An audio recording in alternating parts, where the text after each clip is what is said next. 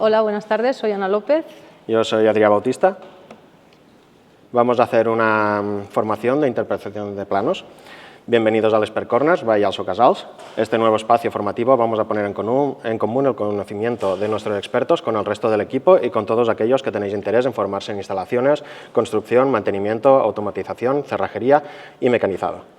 Hoy presentamos una formación específica de interpretación de planos mecánicos, como hemos dicho, que abordará con detalle los siguientes puntos: terminología básica para interpretación de planos, identificación de piezas según las vistas de un plano, acotación y simbología en planos, clasificación en planos y algunos ejemplos prácticos de la interpretación de planos. Vale, pues bien, para empezar, nos tendríamos que preguntar qué es un plano. Primero casi que os voy a decir que en las mesas, cada uno, tenéis una documentación. Tenéis por una parte un grapado, que son planos, que los vamos a ir haciendo referencia durante toda la formación, porque así nos servirá para las cosas que decimos poderlas ver de forma práctica pues, en un plano. Luego tenéis otro pliegue de documentos grapados, que en este caso, pues cada vez que hagamos una diapositiva que necesitemos alguna tabla o similar, os diremos, pues tal, y la cogemos y así también lo tenemos todos a vistas y podemos funcionar mejor. Vale, pues como decía, ¿qué es un plano? Un plano no deja de ser una representación en 2 dimensiones de una pieza, una máquina, ¿vale? Pero lo que nos importa es que qué significa interpretar un plano. Interpretar un plano es entender correctamente el significado de dicha representación, porque de esa manera podremos materializarlo y podemos hacer una fabricación correcta. ¿Vale? Antes de entrar en materia, hemos querido hacer un inciso de lo que serían los papeles fundamentales en lo que sería el tema del diseño de planos. Está claro que asociamos diseño de planos a oficina técnica, ¿vale? Pero hay otra parte implicada que es muy importante que tenga el conocimiento de que tienen que trabajar juntos, ¿vale? Está por una parte el diseñador, ingeniero, proyectista, que serían los que estamos en oficina técnica, pero luego estáis, que creo que por aquí hay bastantes, que luego está el personal de taller o el personal de fabricación, ¿vale? Es importante saber que cada uno tenemos una función que juntos conseguimos que el trabajo salga muchísimo mejor.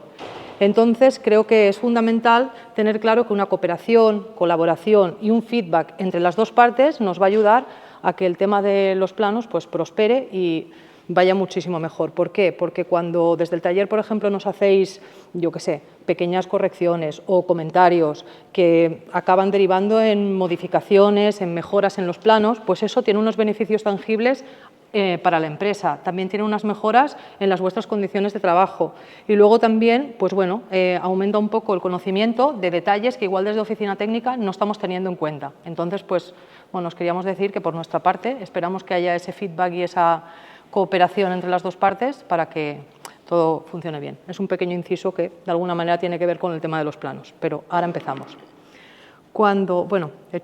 Trabajando en equipo, pues todos ganamos. Vale, empezamos con el tema de la terminología. Terminología ligada a la interpretación de planos. Pues bueno, de alguna manera supongo que todos, en mayor o menor medida, tenemos conocimiento de un sistema de coordenadas, lo que es un 3D, un 2D, un plano con anotaciones, las cotas, diferentes términos, ¿vale? No vamos a entrar uno a uno en ir definiendo, pero sí que es verdad que hay algunas cosas básicas que es importante pues, tener claras. El tema de los formatos de plano, podemos tener desde un DIN A4, esto está normalizado y para hacer los planos, cuando los imprimimos y los ponemos en papel, podemos tener hasta un DIN A0, que es bastante más grande, que tiene cierta relación con lo que sería la escala, ¿vale? ¿Qué es la escala? La escala es lo que en un plano nos dice la correspondencia entre lo que mide una cosa en la realidad y lo que está midiendo en el plano, ¿vale? Que partes como, por ejemplo, la escala, cómo se llama el plano, lo vemos en lo que sería, aquí podemos utilizar, si queréis, como todos tenéis planos, en cualquiera de ellos, los formatos, normalmente en la parte inferior izquierda, tienen lo que se llama el cajetín, que es donde vamos a encontrar toda la información que nos hace falta para poder tener referencias de lo que necesitamos a la hora de fabricar y interpretar correctamente el plano. ¿Vale? Esta sería un poco como un glosario de términos básicos que creo que es importante saber. Pues cajetín, escala, en los formatos de plano, tener clara la descripción, las unidades y los detalles los vamos a ver ahora un poco más adelante, que ahondaremos un poco más. Bien, entramos en comentar objetivos del diseño mecánico y algunas ventajas que ofrece. Comentamos que las ventajas a contar en un buen diseño mecánico en nuestros proyectos, la principal de todas las características es que tenemos una correlación directa entre el dibujo 3D, el plano en 2D y finalmente una pieza acabada, ¿no? Digamos que cualquiera de las dimensiones están relacionadas y vamos a estar seguros de que no hay fallos en el proceso. Entonces, seguir esta correlación nos da las ventajas de tener una claridad y precisión a la hora de fabricar las piezas, tener una comunicación eficaz entre los diferentes equipos, mejora la eficiencia de la producción, mejora también la optimización de recursos, nos permite crear un archivo y una documentación fiable, facilita también la repetibilidad de piezas o incluso hacer modificaciones y mejoras en proyectos que ya hemos hecho con anterioridad, ¿no? Porque tenemos toda la información guardada y podemos recurrir a ella para estar seguros de lo que hicimos en su día y repetir procesos. Y finalmente garantiza también un cumplimiento normativo. Vale. Bueno. Digamos que existen normas para prácticamente todo. O sea, nosotros estamos acogidos al marco europeo, que son las normas ISO. También hay normas de otras regiones, como la ANSI americana o de otros tipos, pero vamos, que prácticamente cualquier cosa que podamos hacer con los planos y documentación técnica y a la hora de desarrollar un proyecto está ya definido en una norma concreta. Aquí hay varios ejemplos donde podemos ver que son bastante específicas y van directamente a definir prácticamente todo. ¿Vale? Porque una norma no deja de ser un documento técnico que recoge pues, una serie de reglas que definen las características de productos, materiales, procesos productivos. Es universal y todo el mundo que utiliza esa norma trabaja de la misma manera. ¿Vale? Al final, acogernos a este tipo de normas nos asegura de que no tiene que haber libres interpretaciones o que podemos hacer un plano aquí, mandarlo donde sea del mundo y cualquier otra oficina o taller va a poderlo entender, ¿no? Esa es la finalidad al final. Vale, entonces, entrando aún más en materia, vamos a ir un poco por partes, que hemos preparado incluso algún ejercicio o así para poder interactuar un poco más, que es conceptos básicos en la interpretación de planos. ¿Qué conceptos básicos vamos a mirar? Vamos a hablar de lo que son las proyecciones ortogonales, que no dejan de ser las vistas que encontramos en los planos. Tenemos el tema de vistas auxiliares, luego las líneas que se utilizan para trazar los planos, cortes y secciones, elementos roscados, el tema de la acotación, tocaremos un poco de la simbología de soldadura, tolerancias y acabados superficiales. ¿Vale? Pues empezamos con proyecciones ortogonales. Bien, las proyecciones ortogonales son las típicas vistas que seguramente hemos visto en algún momento ya en un plano. Sí, podemos coger uno si quieres, sí. Y en cualquiera, por ejemplo, en el primero de todos, vemos que aquí tenemos la representación en 3 dimensiones y aquí ya tenemos las diferentes vistas del plano. Es como si nos pusiéramos de frente, mirándolo desde arriba, desde el lateral. Bueno, ahora lo explicamos. El orden en que se disponen estas vistas a lo largo y ancho del plano ya está definido y siempre será el mismo. Entonces, en los cuadros de aquí de la diapositiva podemos ver en el centro un modelo 3D, muy sencillo, pero es para que se entienda. A la izquierda podemos ver un modelo isométrico, que es una vista así en perspectiva, donde podemos ver bastante información de la pieza, y a la derecha sería un plano ejecutado con las vistas dispuestas como nos dice la norma, ¿no? Tenemos la vista alzado, que es la azul, sería la que normalmente nos da más información sobre la pieza, y de esta se despliegan el resto, los perfiles, la parte posterior, la superior o la inferior, ¿no? Siempre dispuestas de la misma manera para que cuando cogemos un plano sepamos seguro de qué manera estamos viendo la pieza y de qué manera la vamos a ejecutar. Vale, nos puede pasar, que no va a ser nuestro caso, porque como bien ha dicho mi compañero, nosotros estamos en el marco europeo, pero que si tomáramos un plano con otro tipo de normas, las vistas igual nos tendrían la misma disposición que, por ejemplo, los americanos hacen una disposición diferente de las vistas. A veces puede ocurrir que coges un plano y dices no cuadra, pues es simplemente que es por otra norma. Bien, después existen las vistas auxiliares, que son necesarias cuando las ortogonales no nos permiten mostrar todas las geometrías en verdadera magnitud. ¿Qué significa eso? Si vemos las piezas del ejemplo, una tiene un taladro, un redondel, ¿no? y la otra tiene una forma de T. Estas formas, como los planos son ubicuos, cuando hacemos las vistas ortogonales no nos las muestra como son. Es decir, el taladro lo vemos alargado, ¿no? Veríamos una elipse, y la T pues tampoco es la forma que se corresponde. Si aquí quisiéramos acotar, pues es imposible que podamos dar la dimensión real de ese agujero o de esa T en este caso, ¿no? Para eso recurrimos a las vistas auxiliares, que simplemente es decir desde qué superficie nos va bien proyectar la cara. Y entonces sí que vemos en verdadera magnitud y podemos ver realmente cómo es el agujero o qué forma tiene la pieza. Siempre que hagamos una proyección de este tipo, siempre tendremos una flecha que nos indica desde qué superficie se está proyectando. Cuando veamos una cara como esta, o una proyección que está ahí como en medio un poco perdida, tenemos que buscar la flecha. Vamos a ver en qué cara se está proyectando y en qué dirección. Así lo tendremos claro. Sí, generalmente la flechita es como si cogieras y arrastraras ese mismo plano, si está en esta dirección, es como si lo arrastraras y entonces lo ves de aquí. Es como si tú realmente estuvieras mirando desde esa perspectiva. Vale, pues de vistas auxiliares no, pero sí que hemos preparado un pequeño ejercicio que solo hay uno, alguien que se atreva, y es lo que hemos hablado de las vistas. Hay un ejemplo hecho, os lo paso, y vemos la pieza en 3D y entonces vemos 4 vistas. No lo tenéis ahí, solo hay este, ¿vale? Ahora lo paso. Y el que sea más atrevido que diga la respuesta.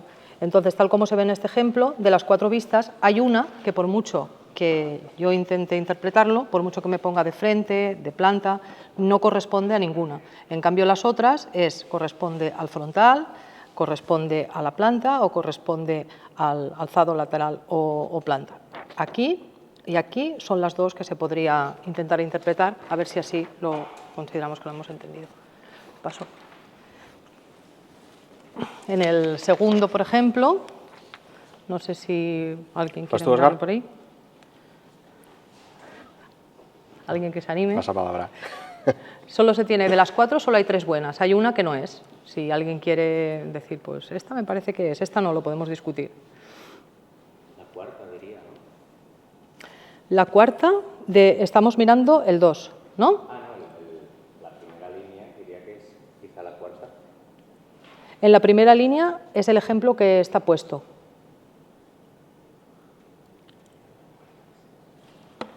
Así le da la mala.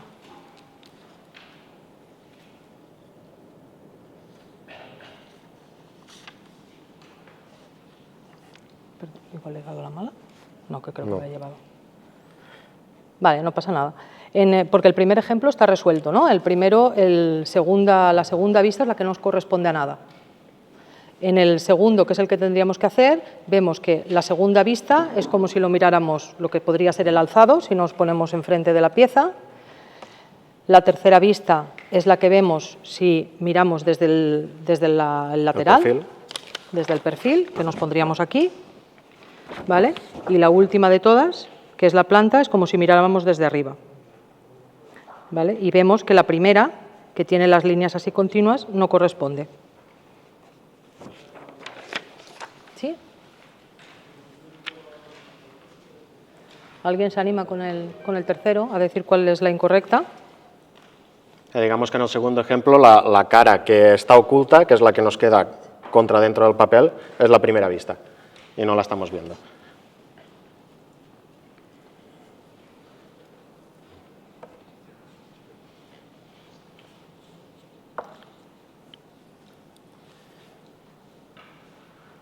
Debo de dar uno para cada uno, ¿no?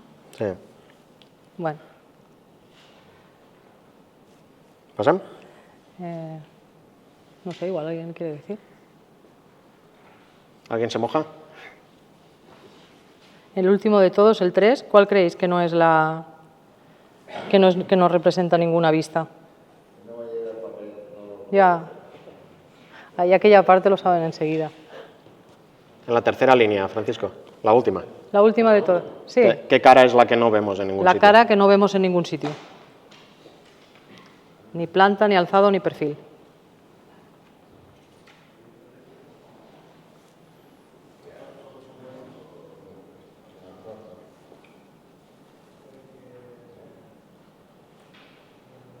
Qué bueno. ¿Vale?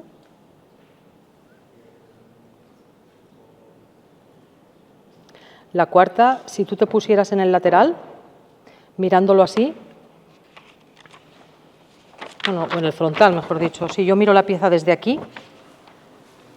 Sí, la cuarta sería esta cara, esta claro, dirección. yo me pongo aquí. Sí, porque las rayitas estas lo que me está indicando es el hueco. Yo si me pongo aquí no lo veo que hay un hueco. pero sí que sé que está, entonces lo pongo en discontinuas. Para mí sería la tercera. Correcto.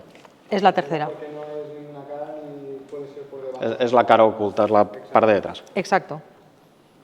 Lo siento que no ha llegado por allí, el próximo día lo preparamos un poco Bueno, mejor. id pasando el folio, así lo veis todos un poco el ejemplo. ¿Seguimos?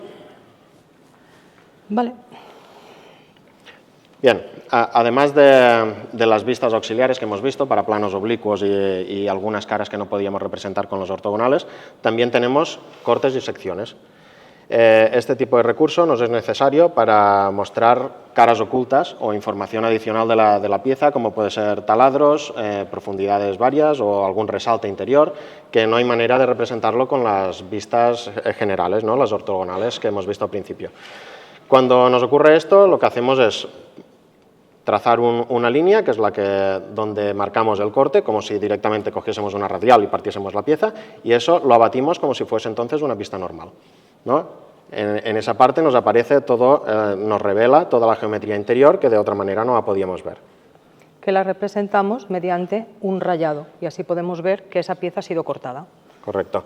El corte, además, aparte de ser una línea completa que cruce toda la pieza, también podría ser una pequeña sección, como vemos arriba a la derecha, que es, directamente está revelando un pequeño chavetero que hay a lo largo del eje, y en vez de cortar todo el eje, lo que hacemos es marcar solo esa zona y la delimitamos con un rayado y vemos qué es lo que hay dentro.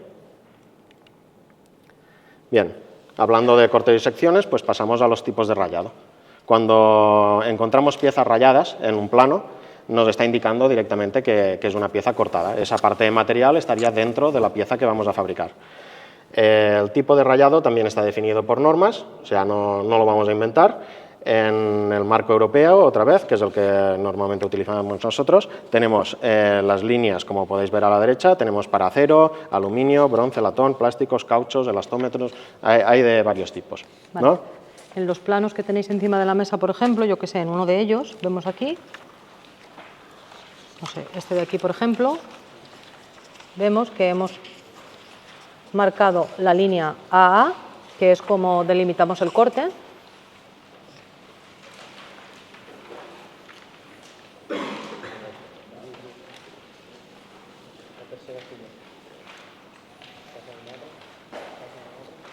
Para que lo explique y así nos entretenemos un poco, ¿eh?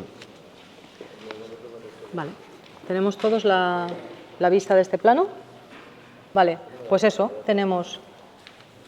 ¿Qué hemos hecho? Hemos hecho, porque claro, si solo tuviéramos esto así, no veríamos ni la profundidad que tienen los agujeros, por ejemplo. Entonces, hemos cogido y hemos hecho el corte y, tal como ha dicho Adrià, hemos abatido aquí.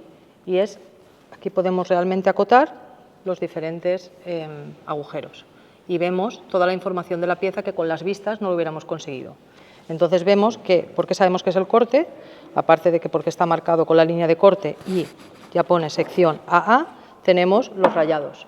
No tenemos ningún ejemplo de cuando es un ensamblaje que se encuentra un corte de dos piezas que son diferentes, lo que hacemos es que los rayados vayan en dirección contraria uno del otro y así a simple vista ves que son dos piezas distintas las que están cortadas. Aunque la norma nos define cómo debe ser el rayado para cada tipo de material, nos deja margen para poder jugar con la distancia entre líneas o con el ángulo de las líneas.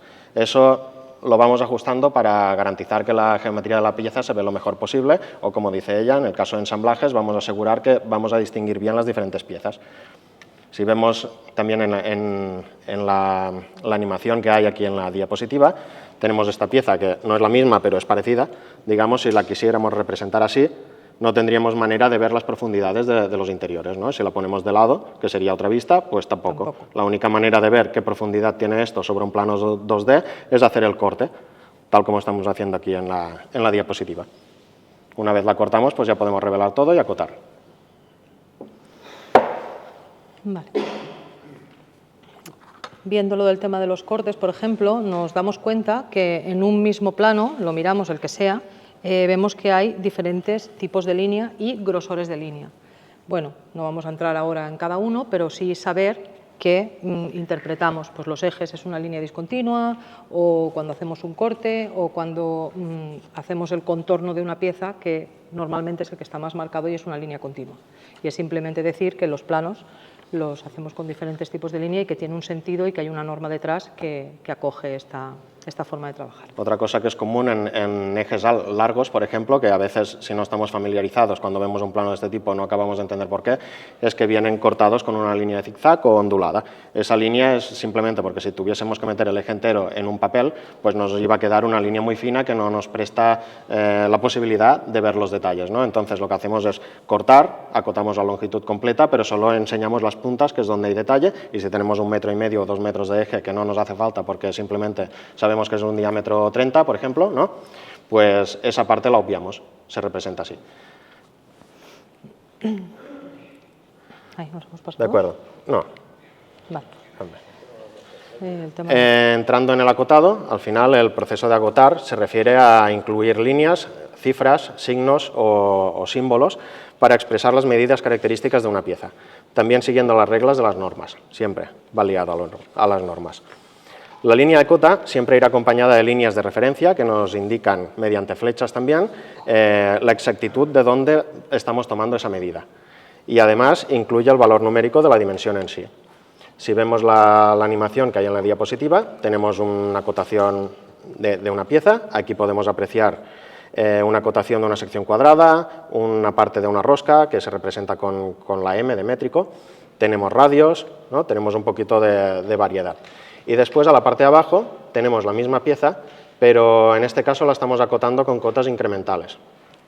Las cotas incrementales, normalmente ponemos un punto de referencia, o sea, marcamos primero una cara que va a ser el 0, y sobre ese 0 vamos a ir añadiendo las diferentes cotas, siempre referenciadas a ese 0. ¿Por qué son útiles estas cotas? Pues, por ejemplo, cuando vamos a hacer un proceso de torneado, pues cogemos la pieza desde un extremo y vamos directamente con el visualizador del torno, vamos a buscar cada una de las cotas. Entonces no tenemos que hacer cálculos, no tenemos que saber si esta longitud son 40, la tengo que sumar a los 20 anteriores, pues directamente le estoy dando la longitud total. Y en este caso pues también referenciaríamos desde un extremo y como el torno nos va a pedir que giremos la pieza para acabar desde el otro lado, pues acotaríamos el 0 desde el lado opuesto también para las cotas que le faltan. Y entonces facilitamos el trabajo al tornero o al fresador. Vale, la parte de acotación podríamos decir que es una de las partes con mayor relevancia, sobre todo cuando interactúan, como hemos dicho, tanto la parte de taller como la nuestra, y es interesante tener en cuenta una forma de trabajar siempre la misma, porque así bueno, pues los operarios también están acostumbrados a una manera y no tienen que ir buscando, la idea es intentar facilitar el trabajo. Luego, acotar no es solamente poner la dimensión, sino que ahora nos adentraremos un poco más en lo que sería el tema de tolerancias y así, que está bastante relacionado, porque es poner la medida y a veces necesitamos determinar con un poco más de detalle y utilizaremos las tolerancias que veremos a continuación. Pero antes hablamos del tema de las roscas, que tienen su propia acotación también. Bien, en esta diapositiva mostramos cómo se representan las roscas de taladros a la izquierda o en ejes a la derecha. Los taladros se pueden indicar en la vista perpendicular a lo que sería el plano de taladro, digamos, la vista de arriba, ¿no? Tenemos 3 taladros que aparentemente son iguales, pero tenemos que indicar con la cota el tipo de paso, aparte de la métrica, y tenemos que indicar la profundidad, si es que no es un agujero pasante. A veces si no ponen nada es que es pasante. Si está la flecha que indica la profundidad, le vamos a decir en el caso del agujero del medio, por ejemplo, que son 25 milímetros. Estas mismas acotaciones las podríamos hacer sobre una sección, que es el caso que tenemos abajo. Al final son los mismos taladros, pero indicados de otra manera. Arriba vamos a poner todo sobre la línea de cota y en la parte de abajo, como tenemos la posibilidad de acotar directamente la profundidad de la rosca, pues lo hacemos ahí. Y igualmente en la línea de cota vamos a poner el paso si no es el normal. Vale, de tipos de roscas normalizadas tenemos diferentes. La más habitual que estamos más familiarizados a utilizar sería la rosca métrica ISO, que es cuando ponemos lo del M8, M5, la rosca métrica, que se usa normalmente en tornillerías y aplicaciones en general. Luego tenemos la rosca redonda, la rosca con dientes de sierra o, por ejemplo, la rosca Whitworth, que en instalaciones hidráulicas, por ejemplo, conducciones de fontanería y demás, pues también se suele utilizar bastante. o las roscas de Usillo, que serían las trapezoidales en este caso. Muy bien. Luego tenemos la primera de los documentos que tenéis grapados. Os hemos puesto esto porque si también os lo queréis quedar, que bueno, es una tabla que es bastante útil, en la cual está el diámetro nominal y de broca para las roscas métricas, ¿vale? Y también, bueno, se puede ver el diámetro, también habla de si es paso fino o paso normal. Al final, las características principales de una rosca las podemos identificar en la imagen que veis en la pantalla, en la parte superior derecha. Sería lo que el diámetro interior, el diámetro exterior, que conformarían la altura del diente, en este caso, el paso y el ángulo del flanco, ¿no? En función del tipo de rosca van a variar estas características. Es importante saber que cada métrica y cada paso tiene tabuladas ya en las tablas estas que os estamos enseñando las dimensiones de la broca para el taladro previo. ¿Por qué? Porque si hacemos un taladro que no es el que le toca, aunque sea la misma métrica y el paso difiere, nos va a provocar que o el macho nos va a costar de entrar o incluso se va a partir dentro, o nos va a quedar una rosca débil que no nos va a permitir el par de apriete que necesitamos, ¿no? Si lo hacemos según las tablas, pues nos va a cuadrar siempre. Por eso es importante tenerlas a mano y os las hemos querido imprimir para que las tengáis y que sepáis que cada una pues tenemos que buscar la broca correcta. Bien, en este punto saltamos a las tolerancias. Como hemos dicho antes o como ha comentado antes mi compañera, en piezas que requieren una mayor precisión no va a ser suficiente con definir las longitudes con las cotas estándar que ya hemos visto en diapositivas anteriores. En este caso vamos a recurrir a las tolerancias.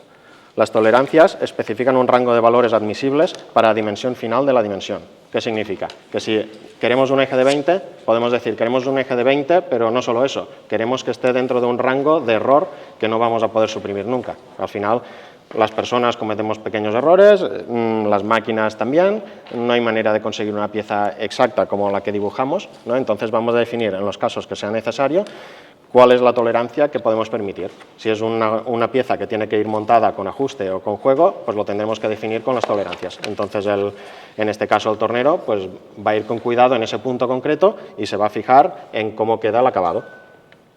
Estas tolerancias, bueno, como veis en el dibujo, que está un poco representado para que se entienda, digamos que tenemos la pieza 1 y la pieza 2, que son dos piezas que van a encajar, un eje y un agujero en este caso. Y la tolerancia, que es la zona remarcada en gris, es la incertidumbre o bueno, la zona donde vamos a permitir que quede la cota final, digamos. Entonces, si entre un rango de más o menos, vamos a permitir que sea bueno. Si yo quiero que esto quede ajustado, la cota de tolerancia que le pondré sería parecida a la de arriba de los ejemplos, que son dos cotas que le estoy pidiendo al tornero que ese eje sea un poco superior al diámetro nominal. Si en este caso es un eje de 25, pues va a tener que estar un pelín por encima. Esta cota puede indicar incertidumbre, o sea, puede estar indeterminada cercana al cero, o si no, puede ser negativa si queremos que vaya a juego. Si queremos que entre fina con la mano, no tengamos que clavarla, pues va a ser una cota por debajo. Además, para garantizar el correcto ensamblado de conjuntos, porque normalmente van relacionadas a piezas que van ensambladas, ya hay tabuladas algunos conjuntos como se muestra en la parte de abajo, ¿no? El caso de 16H8F7 significa que es un eje de 16 y después tenemos la pieza hembra que tendría un ajuste de H8, que esto en tablas sabemos los valores, y la pieza macho sería un F7, que también tenemos los valores de tolerancia en tablas.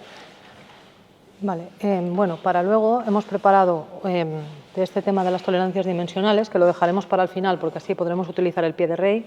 Hemos preparado algunas piezas que se han sido mecanizadas con diferentes tolerancias para que podamos apreciar todo lo que estamos hablando de una forma práctica. ¿Vale? También decir que, aunque creo que va a venir luego una diapositiva que también nos va a venir muy bien, pero ya os comento, ya que ha salido lo de cuando tenemos un eje y un agujero, la nomenclatura H8F7, esto son unas nomenclaturas normalizadas que salen de unas tablas, que las tenéis, es un segundo documento que tenéis. Tiene cierta complejidad el hecho de, bueno, de lo que sería que el diseño del ajuste, por eso hay como ya unos ajustes preestablecidos para poder facilitar un poco el trabajo, pero si lo quisiéramos hacer desde cero, pues existen estas tablas que nos llevan a otra tabla y llega a un punto donde, según lo que quieras conseguir, que vaya más ajustado o que vaya más holgado, pues vas a buscar un tipo de numeritos por aquí y entonces tenemos la mayúscula se utiliza para los agujeros y la minúscula se utiliza para ejes. Y cuando unimos los dos, pues por ejemplo este sería el ejemplo H8F7. Las tablas estas de aquí son simplemente a nivel informativo para que les echéis un vistazo y veáis de dónde pueden llegar a salir, pero realmente los ajustes, tal como hemos dicho, y normalmente cuando por ejemplo ajustes en rodamientos o ajustes los básicos, pues utilizamos los que están preestablecidos. Bien. Esto ahora lo pasaremos para que podáis probar un poquito, sí, un ejemplo práctico, pero os lo comento para que ya veáis y así lo vamos pasando. Claro. Y esto lo ha preparado Marc, nuestro compañero. Tenemos dos rodamientos de diámetro 20, tenemos un eje que está mecanizado diámetro 20, si cogemos el pie de rey lo veremos, 20, pero hasta un límite está mecanizado con una tolerancia de juego, de manera que el rodamiento nos entra fácil con la mano. Hasta un punto. Que nosotros en un plano... Y a un punto donde está clavado, y este lo tenemos clavado en prensa. O sea, de aquí no lo vamos a sacar con la mano. Sí. Y el otro ejemplo es lo mismo, pero tenemos las dos puntas distintas. Una punta nos va a entrar fácil con la mano y la otra va a entrar clavada. ¿Veis? Vale, es simplemente un pequeño ajuste de tolerancia a la hora de mecanizar. Perdón, en este caso, y haciendo correspondencia con lo que hemos explicado antes, sí que tendríamos una cota en la cual indicaríamos esta tolerancia y la cota iría simplemente de esta parte del eje y sería pues el más menos que hayamos dejado en el mecanizado, que ahora no lo conozco cuál es, pero y en cambio en el otro tendría otra tolerancia distinta. Esto simplemente para que veáis que la sutileza del cambio es una gran diferencia a la hora de hacer un montaje, ¿no? Y, por ejemplo, imaginaos un caso donde tenemos que poner un rodamiento en el centro de un eje y si tenemos que entrarlo a golpes, pues va a ser una faena, ¿no? Si el tornero ya tiene en cuenta desde la entrada del eje hasta su posición de montaje y ya le deja una tolerancia por debajo, nos va a facilitar entrarlo a mano hasta el sitio, le damos dos golpes y ahí queda bien, ¿no? Por eso luego también tenemos que tener en cuenta que cuando vemos este tipo de anotaciones o de simbología en un plano, por ejemplo, si es un eje que va pintado, muchas veces ya está indicado que según qué parte ha sido mecanizada, hay que tratarla con cierto cuidado, y igual ahí ya no se le puede aplicar una pintura o no se le puede hacer un posterior acabado. Bien. Os paso las piezas, las muestras, el rodamiento, el pie de rey, y así podéis hacer comprobaciones y ver la diferencia.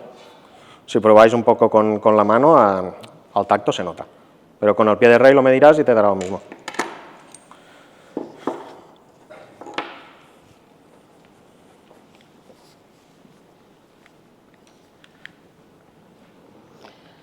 Este es mejor. ¿Esto? Sí. Vale. Igualmente, bueno, continuamos, aunque vamos siguiendo mientras os vais pasando esto. Aunque vayáis manipulando, porque, bueno, hablábamos de lo que son tolerancias y todo el rato nos estamos refiriendo a tolerancias longitudinales, que tienen que ver o bien con la longitud o también podría ser con el diámetro, es decir, de dimensión.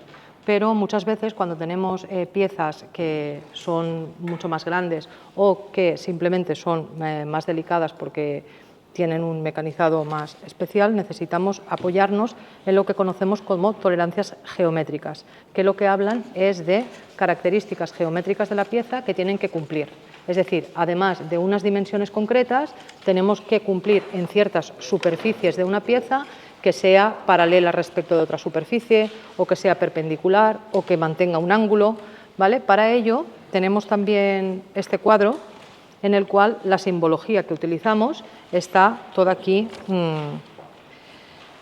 representada. Según si son de forma, pues lo que decimos, planitud, redondez, luego también pueden ser de situación, bueno, diferentes tipos. En el siguiente cuadro, que también lo tenéis todos, está muy bien porque además se ve directamente la representación de lo que implicaría, sería este, el de las tolerancias geométricas. ¿Esto lo tienen o no? Sí, ¿no? ¿Ves? Sí. En el siguiente cuadro, este se ve muy bien. ¿Vale? Simplemente es eso, que nos podemos encontrar. Entonces, ¿Cómo utilizamos esos símbolos? No cogemos y ponemos una línea de referencia y ponemos directamente el símbolo, sino que, como podéis ver bien en el cuadro, en todos, utilizamos lo que serían unos cuadraditos en los cuales en cada cuadrado ponemos una cosa. En uno ponemos el símbolo, el otro la magnitud, vamos a decir así, e incluso podemos poner un tercer cuadrito donde podríamos una letra que sería la que indicaríamos como superficie de referencia a la cual afecta esta tolerancia. Y esa es la forma de representarlo y es la forma en la que nos lo vamos a encontrar en los planos. No sé si en alguno de los que hemos puesto ejemplo, creo que no, igual no está, pero ahí se ve una bastante tolerancia bien. geométrica muy común, que podría ser un ejemplo fácil de entender, es un eje del que cuelgan varios elementos y necesitamos que sea concéntrico, ¿no? Tiene varios diámetros, aquí monta una cosa, aquí monta una otra, pero necesitamos que el eje no bote, porque si no nos va a transmitir vibraciones y lo vamos a ver cuando lo pongamos en marcha. Entonces, para definir al tornero que se vaya a fijar que no haya bote ahí y que ponga el reloj comparador y que se asegure de que esa pieza es concéntrica en todas sus longitudes, pues lo indicamos con este tipo de tolerancias. Después, ¿cuándo diríamos que una medida es precisa? Pues diríamos que depende del contexto al final. Si nosotros estamos midiendo una nave industrial, podemos decir que una medida precisa se va de unos pocos centímetros y va a ser buena. Pero en cambio, si vamos a piezas mecánicas que requieren precisión, pues seguramente estamos hablando de centésimas en algunos casos. Entonces, fallar de 2 centímetros no es válido, ¿no? Entonces, pues lo que decimos es que necesitamos herramientas distintas en función de la necesidad de lo que vamos a medir. Entonces, ¿qué diferencia hay entre un metro, una escuadra o transportador de ángulos, pie de rey, micrómetro, lo que tenemos aquí en pantalla? Pues la diferencia es la apreciación. Es la medida mínima que nos puede mostrar esa herramienta sin lugar a dudas, ¿no? Sin tener que interpretar si estoy entre una línea u otra. Al final, un metro tiene una apreciación de 1 milímetro.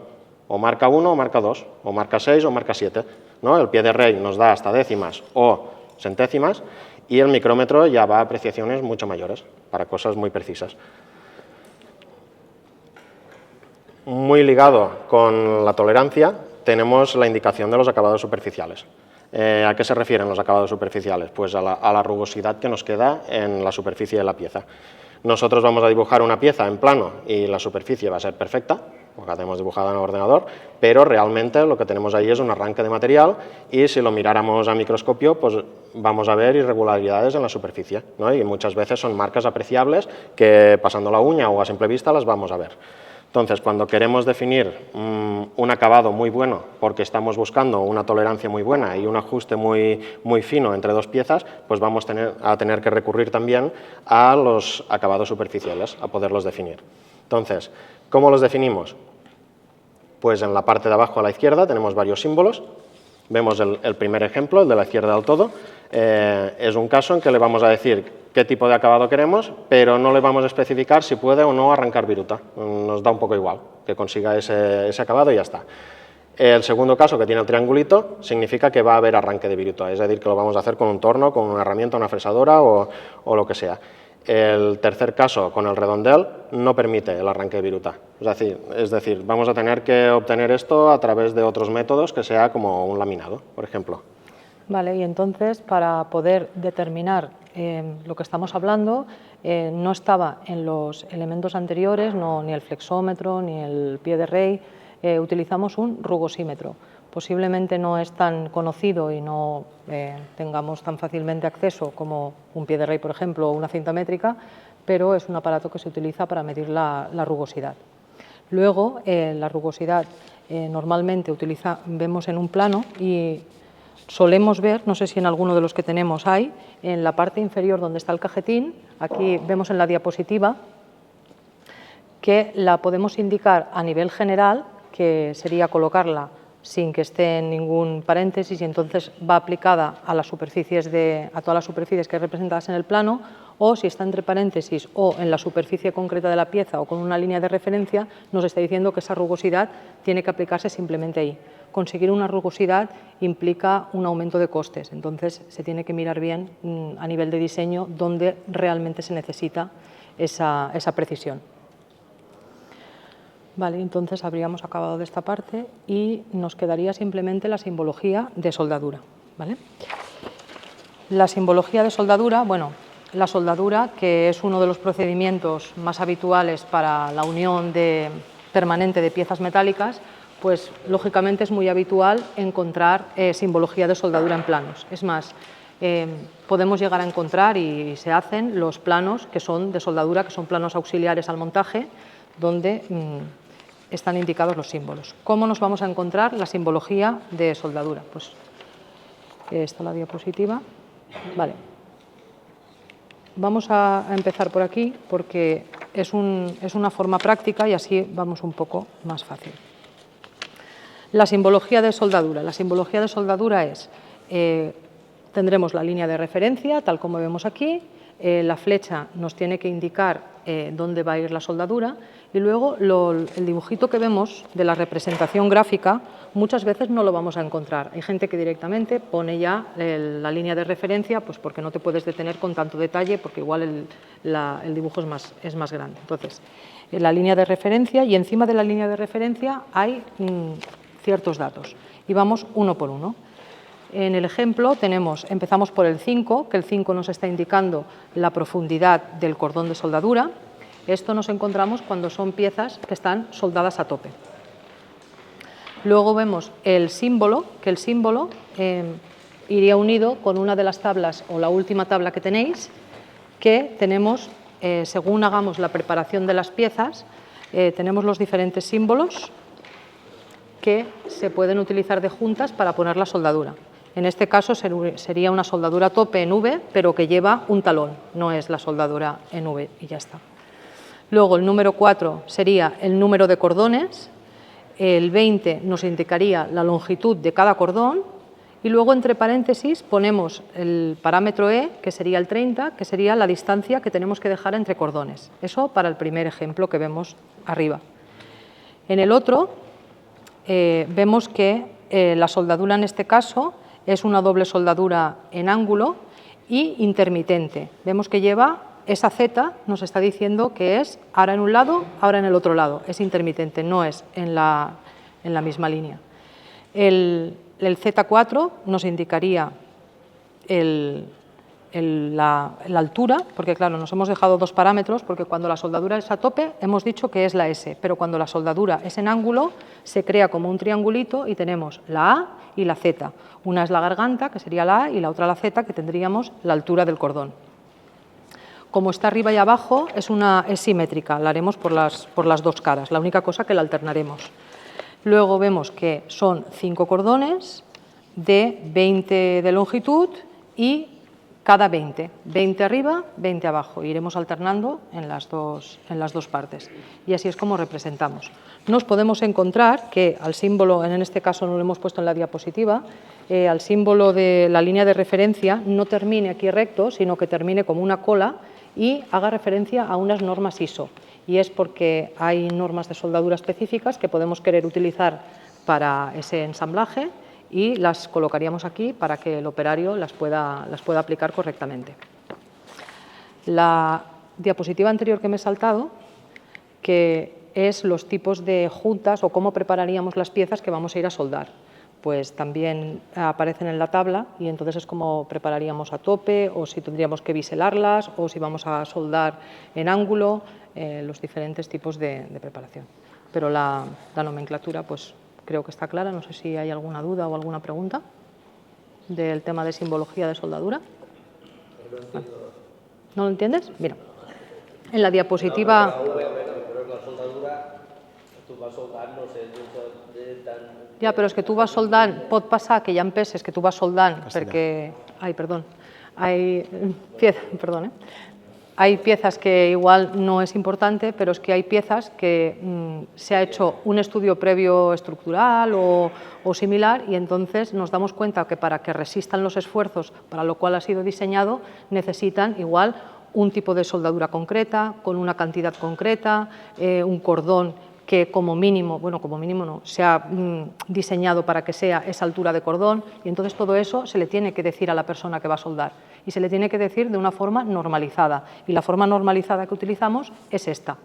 Cuesta al principio porque se ven como muchas letras, pero una vez lo tienes un poco más por la mano y si no, pues empiezan con un poco de apuntes, pues bueno, está todo bien detallado cosa por cosa, de cuánto tiene que ser el cordón de longitud, cuánto tengo que dejar entre cordones y tenemos que, si lo tenemos representado y lo tenemos indicado... Bueno, luego, como esto es interpretación de planos, no hemos entrado en los tipos de soldadura que hay, porque claro, hay que te permiten más precisión y luego hay métodos de soldadura que igual pues no te permiten. Igual, y bueno, también hay motivos más obvios, aparte de la resistencia de la pieza, ¿no? Que podrían ser, imaginaos una pieza que es mecanosoldada, que tiene varias partes, ¿no? Vamos a soldarlas y luego vamos a mecanizarlas, porque queremos garantizar que una cara es perpendicular con otra, además vamos a hacer taladros. Puede ser que en ese momento, si no está bien especificado en el plano, vosotros vayáis a soldar y vosotros no sabéis dónde va un taladro en ese momento, ¿no? Lo vamos a ver después. Si ahí hay un cordón y queremos taladrar, vamos a tener problemas, ¿no? Pues para eso también. Claro. Luego, por ejemplo, aquí no está fuera del alcance de la presentación, pero, por ejemplo, los aparatos a presión, el tema de la soldadura es muy delicado y luego se someten a ciertas pruebas, porque si no se hiciera la soldadura correctamente, pues se puede poner en peligro la seguridad. Quiero decir que hay muchos motivos por los cuales la soldadura puede estar muy bien definida. Y creo que nos queda muy bien la clasificación de planos. Vale, que por eso habíamos hecho el pliego de planos. Bueno, para acabar hemos hecho un pequeño resumen con algunos ejemplos, solo para que veáis las diferencias a grosso modo de cómo son algunos tipos de plano. Los planos, digamos, que los vamos a hacer distintos en función de su finalidad. Vamos a tener piezas de plano mecanizado, que son, o sea, planos para piezas mecanizadas, que son los que hemos visto prácticamente hasta ahora. Después tendremos algunos planos que son auxiliares, como puede ser el de soldadura, de plegado, desarrollo láser, porque con las piezas que hacemos de chapa plegada, pues primero las mandamos desarrolladas en plano, ¿no? Es lo que nos cortan. Esto suele ser un plano anexo, que ahora veremos cómo lo estamos representando. Sí, porque realmente a la persona que va a cortar no le interesa cómo va a ir luego plegada, le interesa lo que tiene que cortar. Entonces se separa y se deja el plano que le toca a cada uno para que tenga la información precisa del trabajo que tiene que ejecutar. Correcto. Y si una pieza incluso es muy compleja, puede que requiera procesos especiales o mecanizados que solo hacen ciertas empresas, a esa empresa le vamos a mandar un plano específico de sus operaciones, ¿no? Digamos, imaginaos una placa muy larga que tenemos que hacer un taladro que no hacen en cualquier sitio. Vamos a mandarlo a un sitio especial, pero no vamos a mandar todo el detalle de la pieza, solo quizá el taladro que tienen que realizar, ¿no? Y para eso hacemos un plano anexo, que sería un adicional, digamos, al plano principal. Después tenemos planos de montaje, que son los que comúnmente vemos como cortados y tenemos ahí varias piezas con los globitos y nos referencian con una lista todos los componentes que lleva el ensamblaje. También está esta versión en planos explosionados, que también los tenemos muy vistos. Que vamos a hacer casi, mira, un inciso, no lo tenéis, pero saber que hay diferentes maneras de representar un mismo plano. Hay gente que opta por explosionar lo que sería el conjunto y ponerle que sería el primer caso, un numerito a cada pieza y luego vas al cajetín y miras lo que es. Hay gente que en vez de explosionar lo que hace es hacer los cortes necesarios para que se vean todas las piezas y poder identificarlas, o simplemente un corte de otra manera o diferentes vistas para poder, pero normalmente siempre acompañado de una tabla donde puedas identificar cada elemento. Al final esto va a ir determinado un poco a criterio del diseñador y en función de la complejidad del ensamblaje, ¿no? Si con un plano con cortes es suficiente, pues no entraremos a hacer un plano explosionado si no es necesario por el tiempo que requiere. Pero en algunas partes, o que incluso es crítico el orden de montaje de las piezas, el plano explosionado nos puede ir muy bien, porque podemos relacionarlo con líneas, podemos ligar todas las piezas y saber el orden incluso de montaje. Y después, por último, pues comentaremos los planos de implantación o de layout, ¿no? Que son planos más generales, con midas más grandes, ¿no? Referenciados normalmente a un plano de planta de una fábrica o de un entorno. Aquí hemos puesto uno de ejemplo, el último, donde está una implantación de unos caminos de rodillos, y igual para, pues, si tenemos que salvar algún pilar, o tiene lógicamente una relación con la obra civil donde va ubicada la instalación.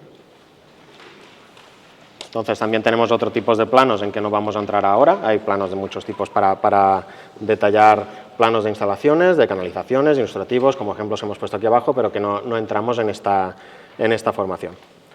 Entonces en las últimas páginas pues ya son los ejemplos que tenéis, que podemos ver una pieza de revolución, donde tenemos cotas incrementales, tenemos tolerancias, como hemos comentado, tenemos una sección que nos muestra el chavetero, tenemos una cota de ángulo que nos identifica dónde van posicionados los taladros, el centro de taladros, taladros con profundidad, o sea, casi todo lo que hemos ido comentando está aquí en diferentes estilos de cota. Incluso vemos el acabado superficial que iría en esa pieza.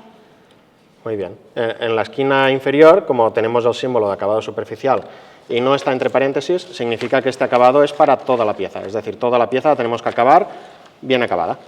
Si es una pieza que no requiriese, pues iría con entre paréntesis, indicaría qué zonas sí y qué zonas no. Esta pieza pues es otra, sería más de fresa, al final es un taco de acero que requiere que algunas superficies sean perpendiculares o paralelas entre ellas. Aquí tenemos tolerancias geométricas de las que hemos comentado. Vemos la letra A en la parte superior de la pieza con la banderita. Esta es la cara de referencia para el fresador en este caso. Va a fijar la pieza asegurando que esa cara es la que va a condicionar todas las demás y a partir de ahí pues vamos a mecanizar el resto. En esta diapositiva, que ya hemos visto antes el ejemplo, ¿no?, durante la presentación. Sí, para la sección. Aquí tenemos una sección para ver dónde están las profundidades de los cajeados, que si no, no las veríamos. Y además tenemos cotas incrementales, que si os fijáis, pues como tenemos muchos taladros, si llenásemos esto de cotas, pues sería un infierno de leer, ¿no? Sería un drama. Pues aquí el fresador se pone la pieza en la fresa, se va a buscar esa esquina, le marca que es un 0 y sobre ese 0 va buscando por coordenadas todos los taladros y así estamos seguros de que no fallamos. En este caso tenemos una pieza que es como la veis acabada a la izquierda en el modelo isométrico, es una pieza de láser plegada que tiene sus orejas y tal. En la parte de abajo, el plano de debajo sería el plano principal de pieza acabada, el que recibiríamos nosotros aquí en el taller para hacer los pliegues y dejarla terminada. Pero por encima he puesto el plano auxiliar, que sería el plano de desarrollo en este caso. Cuando tenemos piezas que vienen de láser y tenemos que pedir a un proveedor externo que nos haga el corte, en el plano indicamos el símbolo de acabado en láser. Eso nos indica que en la parte de detrás generalmente vamos a imprimir nosotros el desarrollo para que la persona del taller, cuando tiene que hacer los pliegues, identifique fácilmente la pieza. En este caso es un plano ya más complejo, esto es un conjunto. Tenemos una lista bastante grande, en este caso, de todos los elementos fabricados y elementos comerciales, porque si hay rodamientos, incluso los tornillos, todos los elementos que compramos, un motor, lo que sea, está en esta lista, y en sus cantidades y con un número. Y ese número es el que encontramos después en todos los globitos del plano. Aquí hacemos las vistas necesarias, las secciones necesarias, y si tocase, pues también tendríamos que hacer uno de estos de explosión donde viésemos órdenes de montaje y tal. Aquí si veis, pues ya podemos ver de toda esta lista, podríamos encontrar cualquiera de los globitos que nos define qué referencia tiene esa pieza o qué elemento comercial es y dónde va montado. Y el elemento comercial debe llevar su referencia y se debe utilizar ese, y si se modifica puede llegar a afectar a otras piezas. Por ejemplo, si cogemos un motor y ponemos otro, el eje ya no es el mismo. Es decir, las piezas comerciales también llevan su referencia porque para este plano se tiene que utilizar esa pieza. Si no, ya no es este plano, es este plano modificado. Cada plano necesita sus referencias, tanto de piezas mecanizadas como comerciales.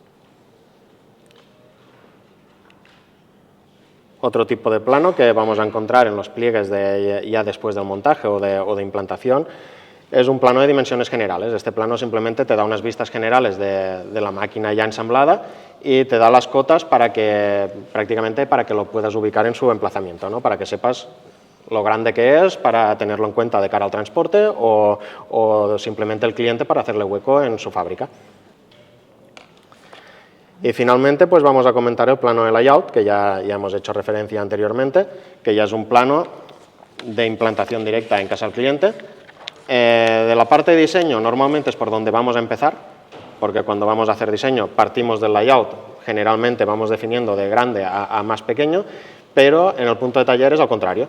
Empezáis haciendo piezas y poco a poco vamos a ensamblaje y finalmente a casa del cliente a hacer toda la instalación, ¿no? Vamos en orden opuesto, pero al final nos valen los mismos planos. Este plano al final lo que nos da son dimensiones generales de los equipos y nos da referencias con la estructura de la nave, en este caso del cliente, para que sepamos cuando vamos allí, sin dudas, dónde va cada uno de los equipos y que no empecemos a montar por una punta y al final nos encontremos con que no nos encaja la otra, ¿no? Son para implantaciones ya de tamaño más grande y son necesarios realizarlos en AutoCAD y una vista así en planta. Y evitar colisiones o Correcto. cualquier otro tipo de problemas que nos podamos encontrar en el montaje y que no nos permitan seguir adelante. Y hasta ahí está todo. Y hasta ahí está todo. Muchas gracias por asistir. Muchas gracias.